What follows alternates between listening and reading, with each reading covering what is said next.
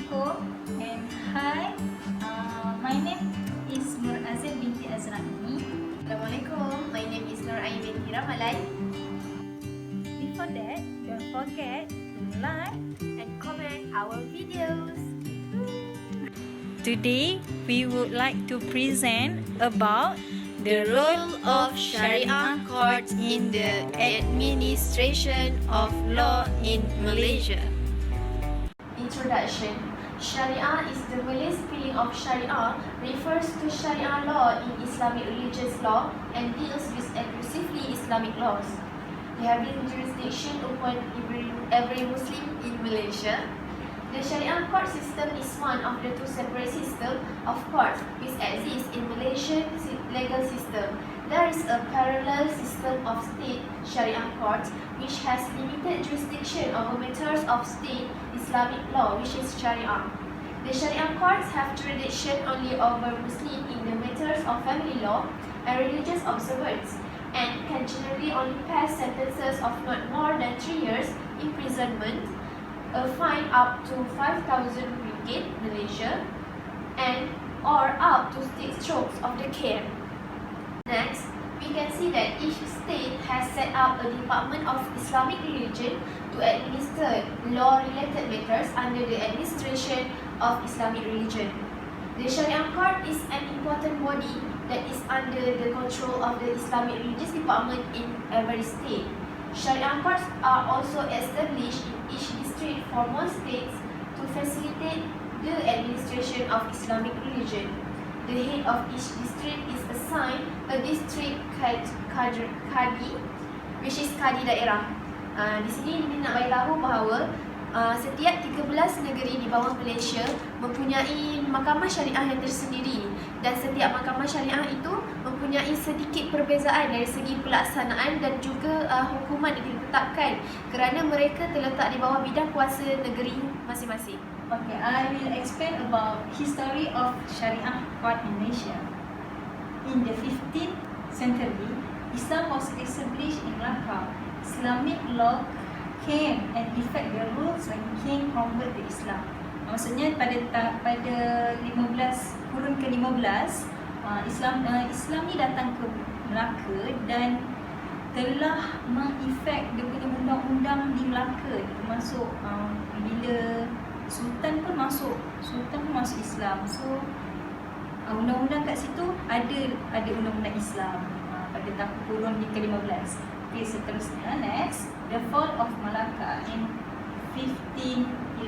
The Portuguese and later the Dutch occupied Malacca. However, the position and implementation of Islamic law were not effected. Dia nak cakap kat sini pada tahun 1511, Portugis and Belanda datang menjajah Melaka, tapi tidak efek pun dia punya rule, Islamic rule dekat Melaka itu sendiri. Okay. 1786, the arrival of the British to Penang and Kedah as the starting point for the pursuit of Islamic law. Pada tahun 1786 ni, the British menjajah Penang dengan Kedah. Lepas tu diorang dekat situlah diorang mengamalkan sedikit Islamic law kat situ. Not mengamalkan, dia macam menerapkan starting point Islamic law dekat negeri itulah. Lepas tu British ni, British tu consider Penang does not has any legal system and claim that Islamic law practice was cruel during that time. But the claim was false because Tanah Malaya had Islamic laws and writing. Yang British ni dicakap yang kat Penang dan Kedah tu tak ada undang-undang dan tak ada Islamic law lah. Lepas tu dia cakap yang Islamic law yang ada sebelum ni adalah salah, kejam, zalim macam tu lah. Lepas tu tapi sebenarnya benda tu, claim tu semua salah sebab ada je Islamic law tu telah ditulis, maksudnya telah dimaktublah dekat Tanah Melaya, dekat Penang, dekat Penang Kedah tu. Okay, next. Okay, during 1880, the English began to fulfill the will of the people of Malaya. And finally, agreed draft Muhammadan marriage ordinance. Number 5, 1850, Muslim marriage and divorce. Maksudnya pada tahun 1880 ni, yang orang British lah, dia setuju untuk fulfill orang Melayu ni punya keperluan dalam perkahwinan lah. Dia punya ordinance dalam sebenarnya ordinance perkahwinan nombor 5 1880. Ordinance tu ada sebut pasal Muslim marriage and divorce, perceraian dan perkahwinan Islam. Okay, seterusnya during 1948, the Federal Courts Ordinance and the Federal Judiciary System separate the Qadi Court from the court hierarchy. Maksudnya pada tahun 1948, diorang pisahkan Mahkamah Qadi dengan Mahkamah Undang-Undang Negeri dipisahkan. Time tahun 1948. Okay. During 1952, the Selangor Law Administration Enactment Number 3 1952 passed and enforced. It was the first law of the administration of Islamic religion, which was then enacted to regulate the administration of Islamic law. Okay, nak cakap kat sini, Selangor adalah undang-undang pertama yang diwujudkan dalam administration of Islamic religion. Pentadbiran Pentadbiran agama Islam adalah negeri Selangor lah yang first buat. Okay. Next, since before independence, sebelum kemerdekaan, the Sultan is the head of religion and has jurisdiction of matters pertaining to Islam. The Sultan of every state in Malaysia is appointed of head of religion and is responsible of the administration of Islam. Saya kat sini nak cakap sebelum merdeka lagi, yang Sultan tu adalah ketua agama, dan apa-apa tanggungjawab dalam agama Islam ni adalah di bawah kuasa Sultan. Itu bagi negeri-negeri yang ada Sultan lah, Sultan, Raja, gitulah. Okay. Seterusnya, for state without royal state institutions such as Melaka, Penang, Sarawak and Sabah, the head of religion who is responsible for the administration of Islam is the Yang di-Pertuan Agong. Saya nak cakap state negeri yang tak ada Sultan adalah seperti negeri Melaka, Penang, Sabah, Sarawak. Mereka menggunakan ketua agama diorang adalah Yang di-Pertuan Agong. Next, the law of Melaka during 15th century, pada kurun ke-15. The first stage hierarchy is Sultan. Then Sultan appoint ulama qadi as a religious and other advisor. Tentu penasihat Sultan adalah ulama qadi ni lah. Dia akan merujuk segala apa pentadbiran Islam ni pada ulama dan qadi. Okay, the third hierarchy is local minister. Like local minister adalah menteri tempatan, such as penghulu, temenggung, laksmana, panglima and syah bandar. Okay, now is the law of unfederated Malay state. Undang-undang negeri-negeri Melayu tidak bersekutu, dia punya hierarchy. The first one, the first level is court of penghulu, then court of qadi and assistant qadi, then court of magistrate of the second class, magistrate of the first class, then senior magistrate, and then the last one, the highest one, is the court of judicial commissioner.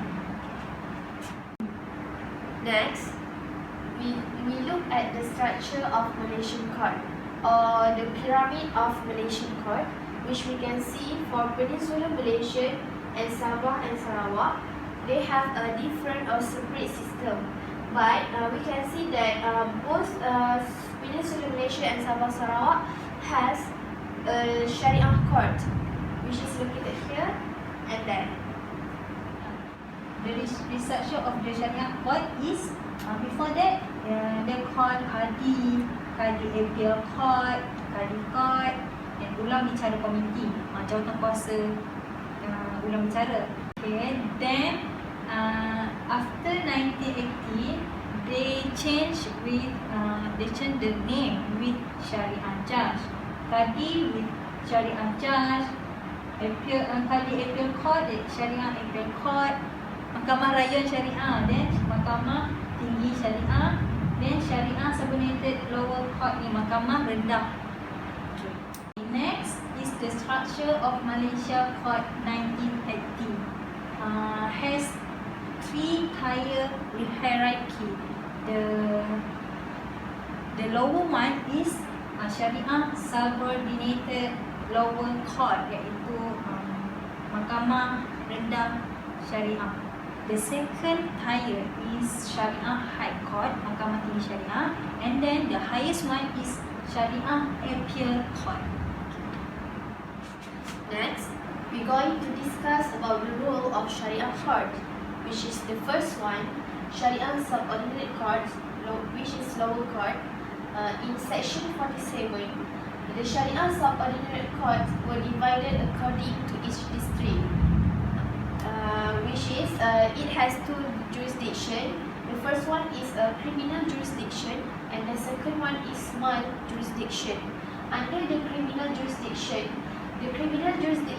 of the subordinate Sharia courts covers any offence committed by Muslim, which is under the administration of Muslim law enactment 1989 of Selangor, or any other written law prescribing offences against precepts of the religion of Islam, and the maximum punishment under the criminal jurisdiction for such an offence should not excess Rm 2,000 ringgit Malaysia, or imprisonment for a term of 1 year and or both. While under the mild jurisdiction, in its jurisdiction, a subordinate Sharia court may hear all matters that the Sharia High Court is authorized to hear. However, its jurisdiction is limited to matter which is the amount or value of the subject matter in dispute does not exceed Rm 50,000 ringgit Malaysia, or where the monetary value cannot be determined, and the Yang di-Pertua Agong may extend the civil jurisdiction from time to time by notification in the Gazette. Okay, the second part under original jurisdiction is small jurisdiction, which is the Sharia High Court in civil jurisdiction may hear matters of a personal and family law and matrimonial causes where all parties are Muslim. These matters are enumerated under section 46B of the AIL-FT Act 1993. They include betrothal, marriage, or divorce, committee of marriage, which is FASA, issues of judicial separation, forum, or other matters relating to the relationship between husband and wife. The second one is any disposition of or claim to property arising out of any matter set out in subparagraph. The third one is the maintenance of dependence, legitimacy, or guardianship or custody, which is halana in Arabic, of infants. The fourth is the division of or claims to harta sepencarian. The fifth one is the wills or death bed gift, which is marat al-maut in Arabic, of a deceased Muslim. Next, gift incurred by words or settlements made without adequate consideration in money's worth by a Muslim. Wakaf or nazar, division and inheritance of estate or interstate property. The determination of the person entitled to share in the estate of a deceased Muslim, or of the shares to which such person are respectively entitled. And the last one is other matters in respect of which jurisdiction is conferred. by any written law. So nak cakap di sini di bawah Mahkamah Tinggi Syariah ada 3 bidang kuasa yang telah diputuskan di bawah section tingkat tadi. Yang pertama adalah original jurisdiction yang utama. Dan yang kedua adalah rayuan, bidang kuasa rayuan di bawah Mahkamah Tinggi. Dan yang ketiga supervisory and revisionary jurisdiction. Dan yang saya cuba terangkan sekarang ni adalah original jurisdiction. Tengok di bawah kriminal, dia cuma nak ceritakanlah antara perkara-perkara yang terlibat di bawah criminal jurisdiction, termasuklah yang berkaitan dengan seks ataupun halwal ataupun pelacuran, dan juga any other comprehensions like consumption of liquor, arak, dan payment of zakah or fitrah dengan period lepas bulan Ramadan. Manakala di bawah bidang kuasa mal pula, ini adalah perkara-perkara yang terlibat. Dan yang ini memang termaktub di bawah section 46 tersebutlah. Banyaklah juga.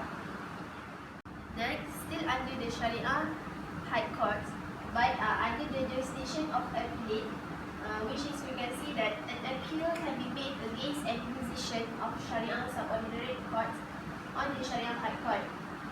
And under the appellate jurisdiction, it was still divided into two.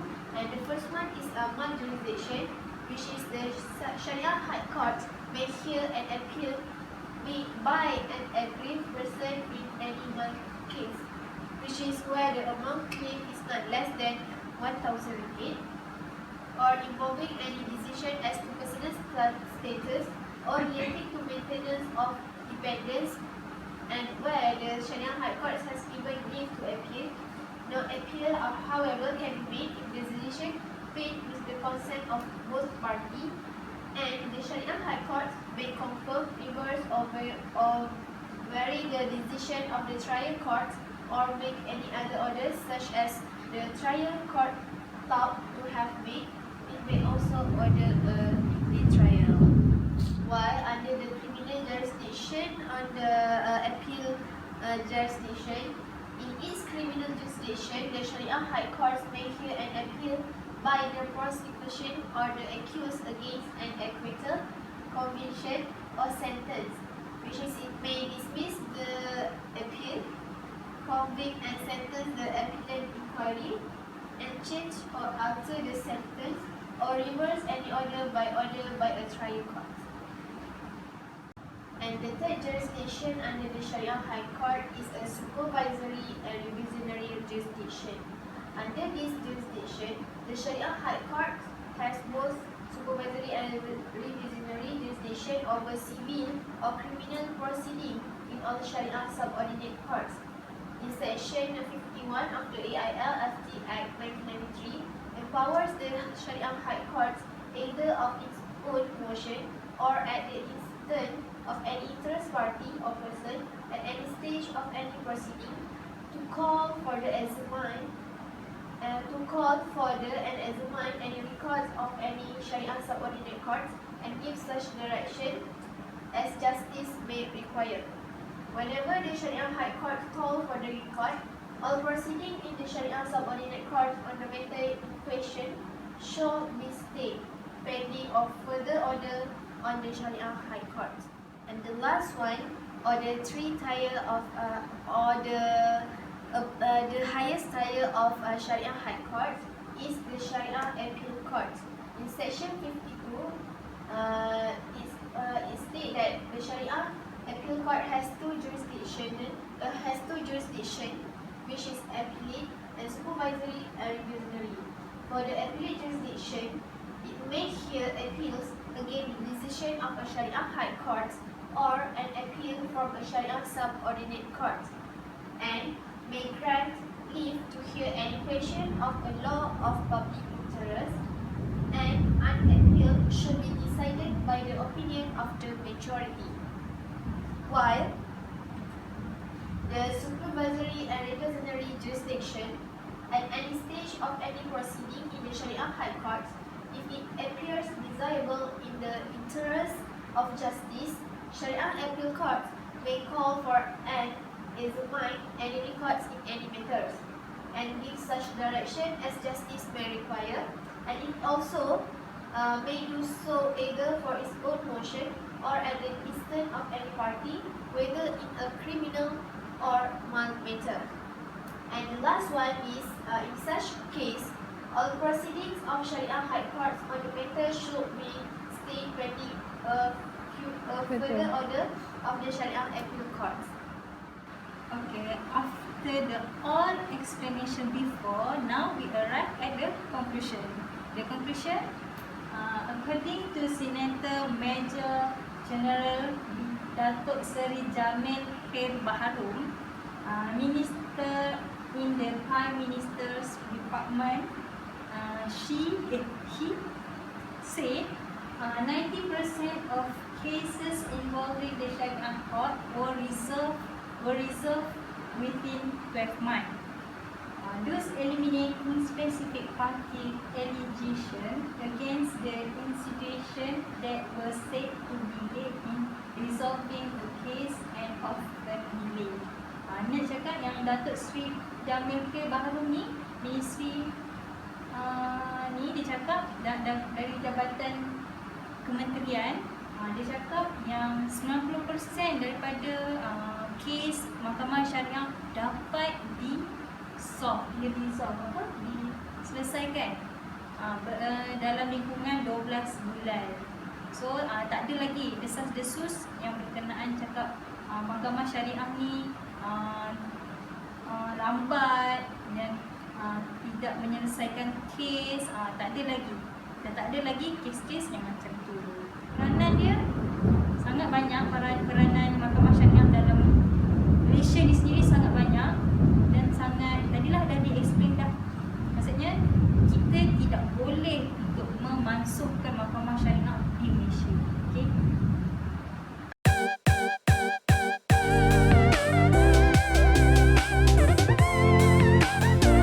That's all from us. Thank you for watching our videos. And if you have any questions, don't shy to drop your comment below. Please like.